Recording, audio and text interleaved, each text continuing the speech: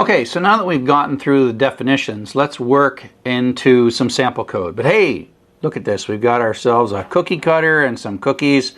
So remember that a class is a template. It's not the actual thing. An object is an instance of a class. So you have to take the class and do something to make the object. And actually you can see here's some other classes. There's clearly a sort of a snowflake class and a gingerbread man class. That's an object, object, object. Somewhere out here there is a snowflake class and a gingerbread class. But we got a snowman object and a snowman object and a snowman class. So class is the template. Object is the instance. So here's a bit of Python code. So let's take a look at what we got here. Class is a new reserved word, kind of like def.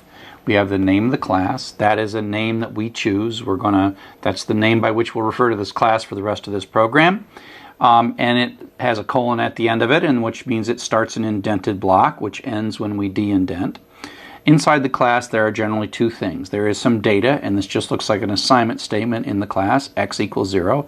And then there is a def.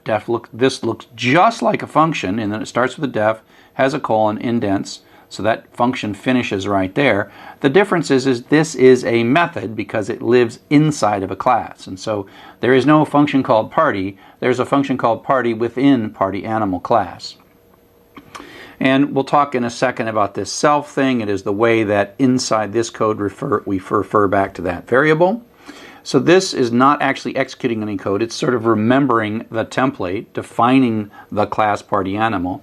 This is what we call constructing. We're constructing using the party animal template or class. We are making a party animal, and then once we make that, we stick it in the variable an, and then we're going to call this party animal, this party method 3 times, 1, 2, 3.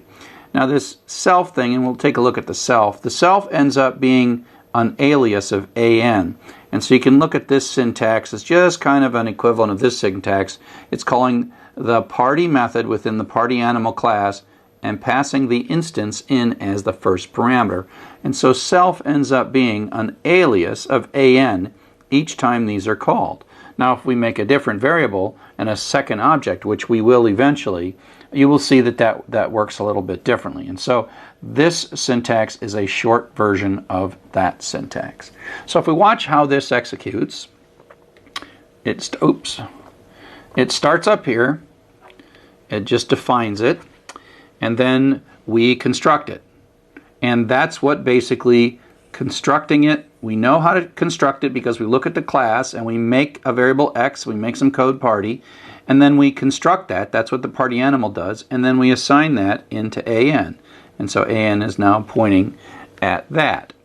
Then when we call the party method, that basically takes this an and passes it in as the first parameter, which is used as self. And so self.x, which is what we're doing in this line right here, self.x is a variable. X starts out as 0.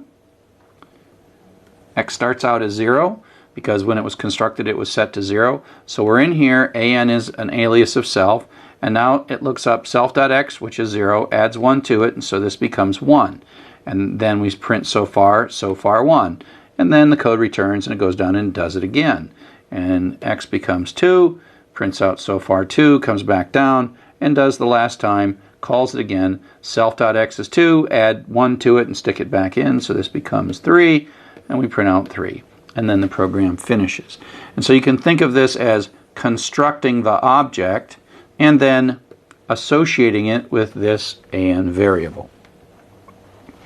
Now that we've created this object, we can play around with things we've played around before with dir and type. We use dir and type to kind of inspect variables and types and objects. So we've been using objects all along. This code here says, hey, make me an empty list. Well, it turns out that what we're saying is there is already a list class inside of Python, and we're constructing an empty list, and when we get back this empty list, we're assigning that into x. So x, in a sense, contains or points to an empty list. So then we say, hey, what is in x? What kind of thing is x? Well, it's a list. This is a thing. It's a list type. Lists have list of things in them. And, use append and all the things we've been doing before, they're just objects. And then the dir, if you remember the dir is the capabilities. And there's all these internal capabilities that do things like implement the bracket operator, etc. Those double underscore ones, we can ignore them, although you can even look them up and figure out what they mean if you feel like it. But the methods that we tend to call are in this class. And so things like x.sort, I've always told you that is the sort method within the x thing. And the dot operator is the operator that we use to look something up within an object. And so you've been using this syntax all along. X.sort, dictionary.items, all of those are methods within the corresponding class. If we take a look at this line of code that we've been doing for a very long time, which says, oh, stick hello there into y.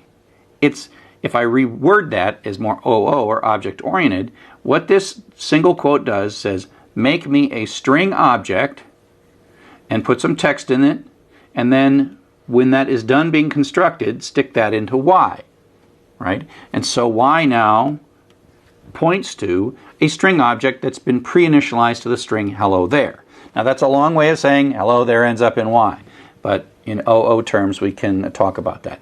If we do a dir of that, we see a whole bunch of internal methods which have double underscores, and then we see all kinds of methods that we've been using. We've been using methods like upper, we've been using methods like find, we've been using methods like rstrip, right? We've been using these methods, so we go to like y.rstrip, parenthesis. Again, that's a method, that's an object, not a class, it's an object, and that is the object lookup operator. Now if we do the same thing to code that we've built, or a class that we've built, so now we have a party animal class. Remember this up to here is just definition. Now we construct it and we store it in AN. So AN is a variable that contains an object of type party animal. We ask it what type it is, and it prints out here. It says this is a class, and it's main underscore party animal, and this whole thing here is the underscore main. It's scoped to underscore main. But you can see that you have made a new type. You built a type by using this class keyword.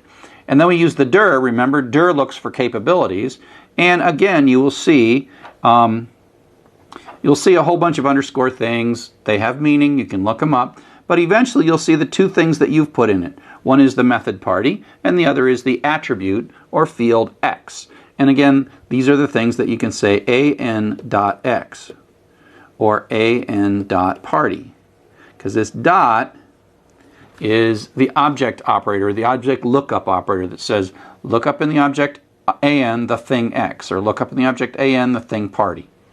Okay? So up next we'll talk a little bit about how objects are created and destroyed. We also call that object lifecycle.